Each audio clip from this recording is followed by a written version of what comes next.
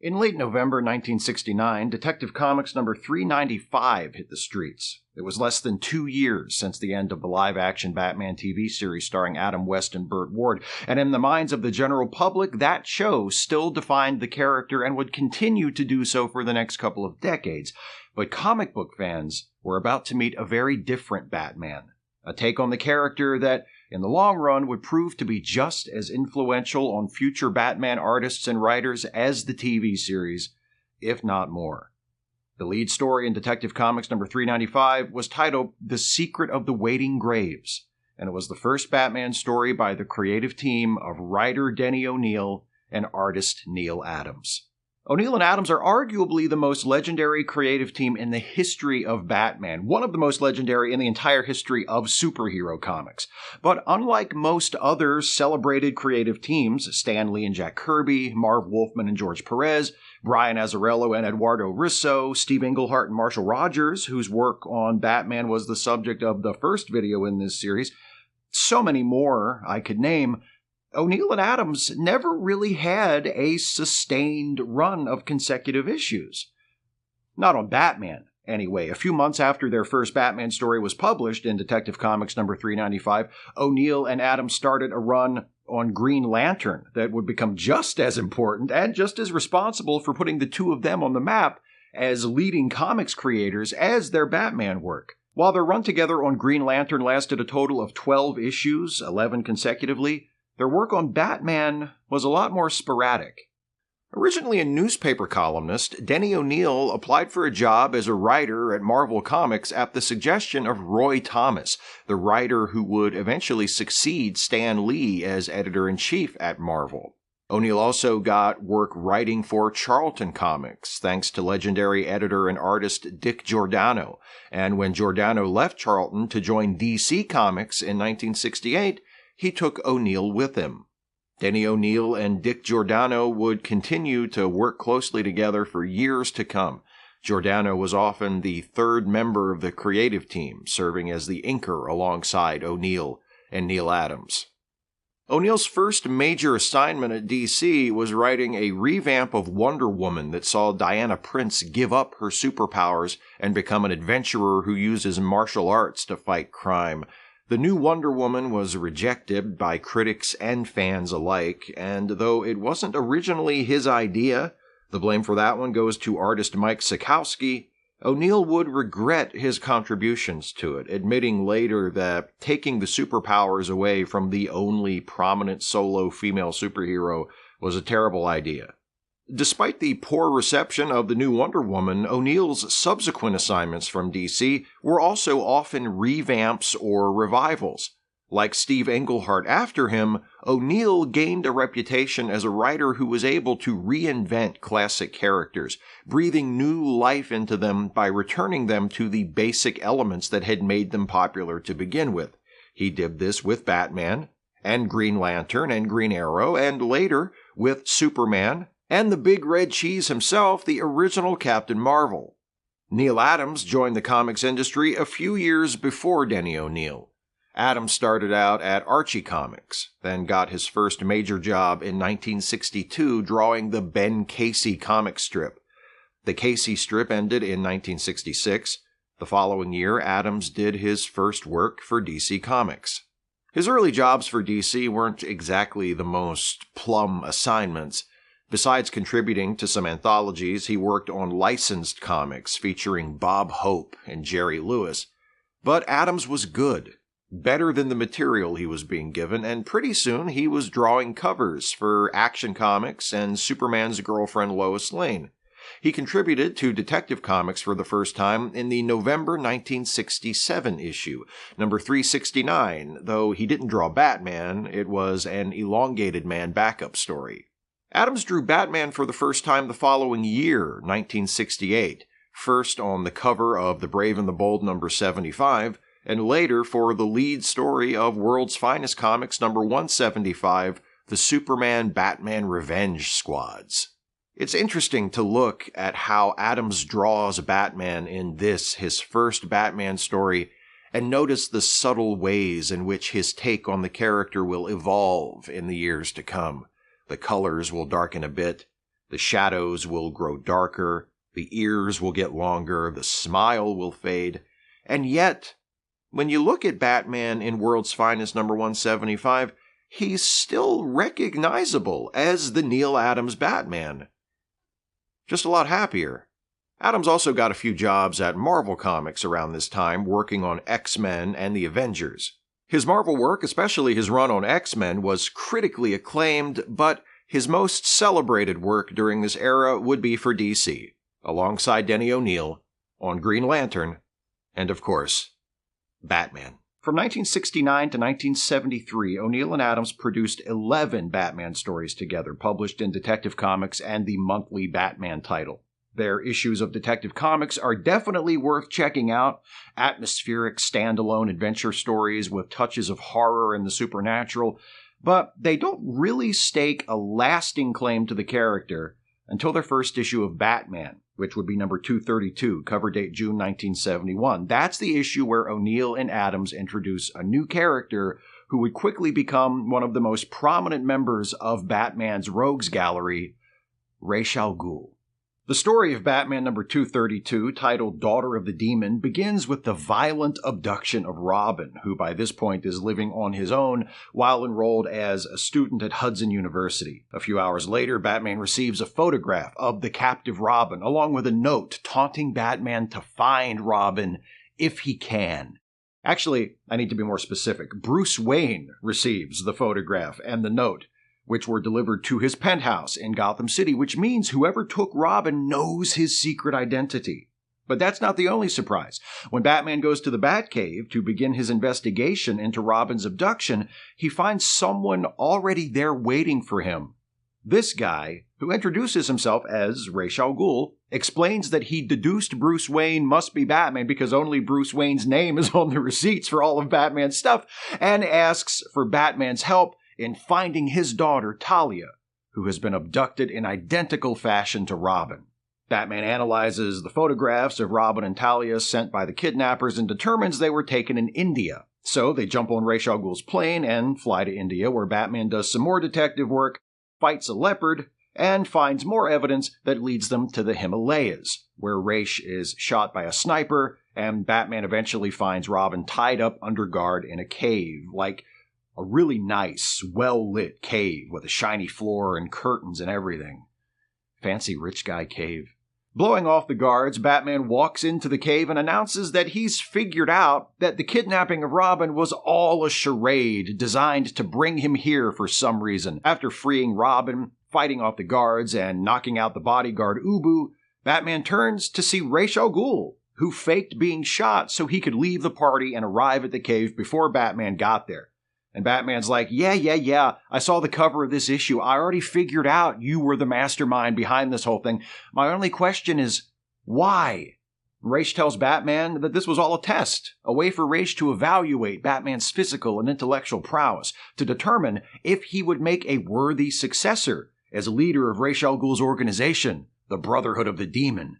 Ra's, it turns out, is thinking about retiring. And he wanted to see if Batman would be fit to take over for him because the other thing is, his daughter Talia seriously has the hots for Batman. Talia walks in and plants a kiss on Batman's cheek. Batman's got this look on his face like, wah, and that's it. If you haven't read these stories before, you might be thinking this ending is a hook for the next issue. But nope. The next issue, Batman 233, is a reprint issue. Then O'Neil and Adams are back together for issue 234 a month after that, but not to continue the Ra's-Talia story. Instead, their contribution to the issue is a Two-Face story, half an evil, that has nothing to do with the Ra's al Ghul story, which isn't really that big of a deal. The Two-Face story is good, and the ending of Daughter of the Demon isn't exactly a cliffhanger. You can imagine Batman saying thanks, but no thanks to Talia, grabbing Robin and heading back to Gotham and business as usual. I just think it's worth noting that when we think about it decades later, we tend to conceive of O'Neil and Adams' work on Batman as a single cohesive thing, when in reality, even their most famous storyline, the introduction of Ra's al Ghul, started with a single-issue story and wasn't picked up in another story by O'Neil and Adams until Batman 243 a year later. Which is not to say that Ra's al Ghul and Talia didn't show up at all between Batman's 232 and 243. Ra's reappears in Batman 235, 240, and 242 in stories written by O'Neal and penciled by Irv Novick, but those stories only laid the foundation for what was to come. The two-part story that runs in Batman 243 and 244 is, I think it's safe to say, the story that most people think of when they imagine the O'Neal and Adams version of Batman. It's one of the greatest Batman stories ever published, and the definitive Ra's al Ghul story. At the start of the story in Batman 243, titled The Lazarus Pit, Batman, who faked his death as Bruce Wayne in a previous issue in order to free himself to pursue Ra's full-time, is fighting one of Ra's men, Lo Ling, with the stipulation that if Batman wins the fight, Ling will renounce his allegiance to Ra's and join Batman instead. Batman wins, of course he does, it's his book, and soon, disguised as Matches Malone, Batman, Ling, and Dr. Harris Blaine, a scientist Batman has also recruited to help him against Ra's, are flying to Switzerland, where Ra's is supposedly holed up in his fancy chalet. They arrive in Switzerland, pick up another ally in the form of Molly Post, whose fiancé's life was once ruined by Ra's al Ghul, run into some of Ra's goons, and are eventually able to fight their way to Ra's place, where they are greeted by Talia, who informs Batman that his information is correct, Ra's is here, but the only thing is, he's dead. She even shows Batman his body. Dr. Blaine checks him out, says, yep, he's dead, and Batman's like, good enough for me, let's get out of here. And they all leave. But after they leave, the body of Ra's al Ghul is automatically lowered into a Lazarus pit located beneath the floor, and pretty soon he's back to life and not looking exactly sane. The story picks right back up in issue 244 with the lead story titled The Demon Lives Again. Batman, Ling, Dr. Blaine, Molly, and Talia are about to take a cable car back down the mountain when the rejuvenated Ra's comes charging after them. There's a fight and a chase, and in the end, Ra's and Talia escape, and Ling and Molly are badly injured. Dr. Blaine decides to remain with them, which means Batman is on his own. A clue found in Ra's crashed getaway vehicle leads Batman to the desert, where Ra's and Talia fled after their escape. Ra's and Talia are in their tent at Ra's compound, talking about how they're going to rebuild everything they've lost due to Batman's interference.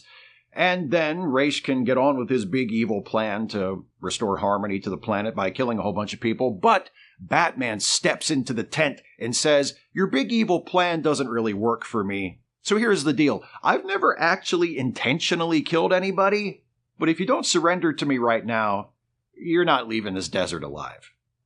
So you're going to kill me? I'm just saying, yeah, I guess so, yeah.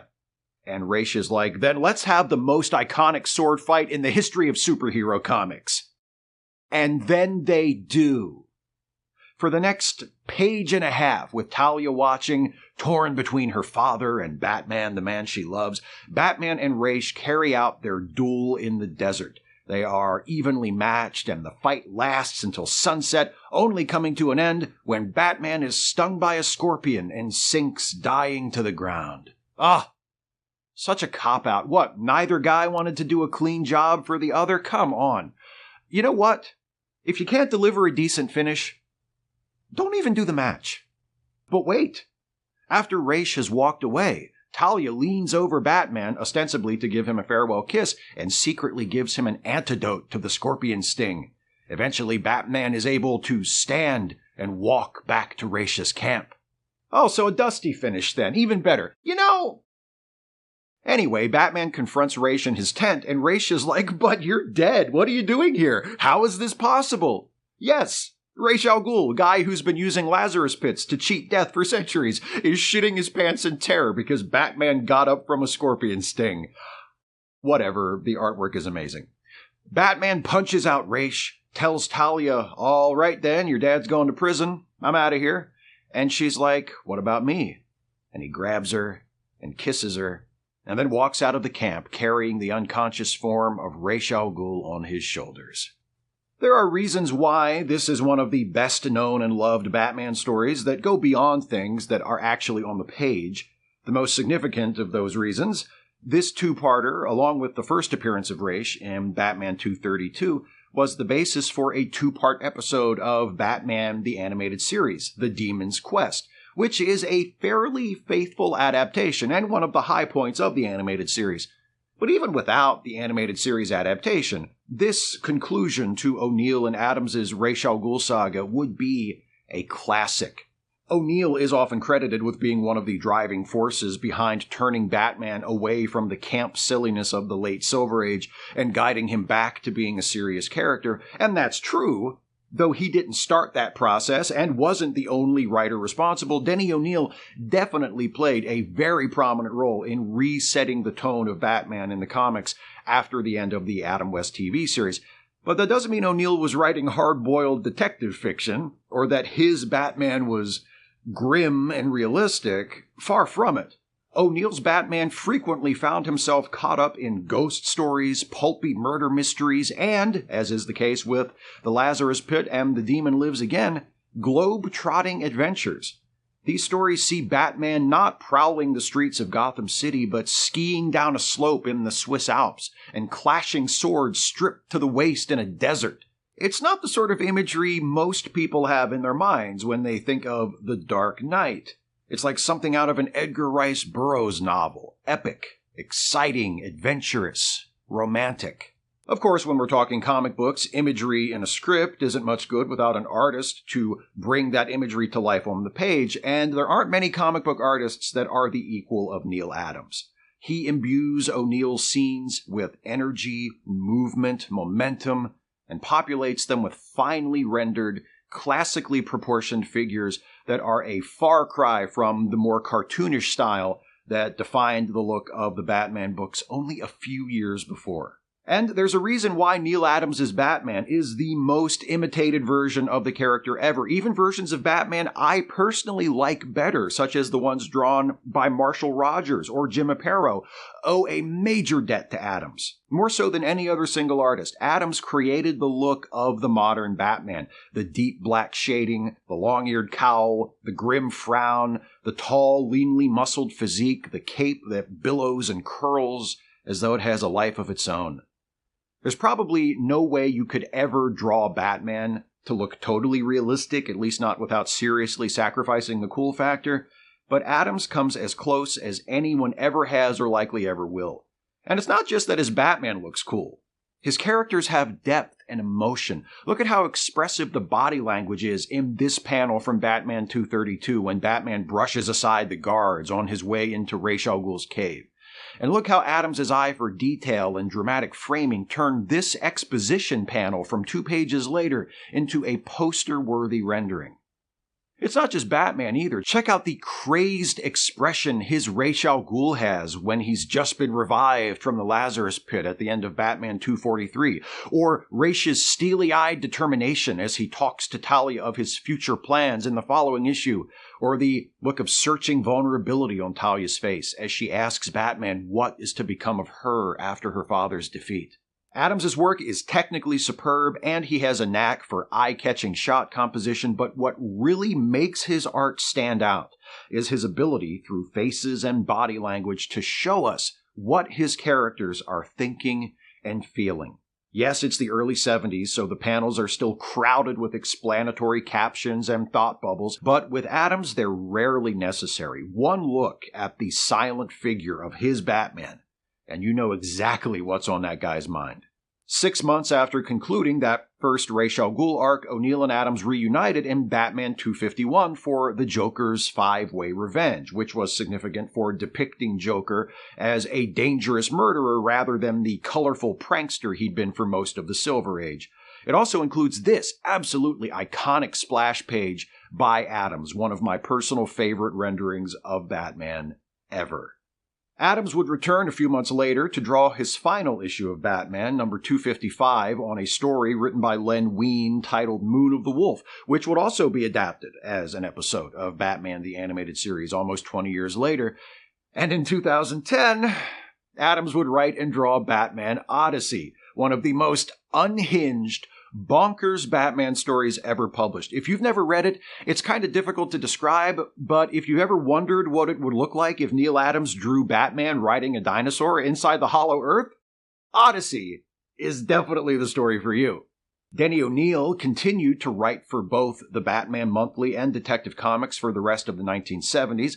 Then, in 1986, after a stint at Marvel Comics, he returned to DC and was made editor of the Batman comics, a job he held for the next 14 years, during which he shaped the development of the modern Batman more than any other creator.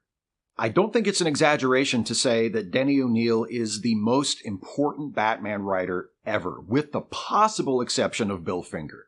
For more than 30 years running, O'Neil wrote stories, edited monthly titles, created new characters, and guided crossovers, setting the creative direction of Batman and his family of characters. And even after all of that, O'Neil's best-known and best-loved work is still probably those 11 Batman stories he created with Neal Adams from 1969 to 1973. Those same 11 stories remain the most celebrated work of Adams's illustrious career as well, and with good reason. Read those stories today, and you'll discover, after all these years, still living and breathing within those pages, a character who just might be the best Batman ever. Thanks so much for watching, everybody. If you enjoyed this video, please consider supporting this channel with a monthly donation. You can become a patron by going to patreon.com/SteveShives, or become a channel member by simply clicking the join button right here on the YouTube page. Thanks again, and I'll see you next time.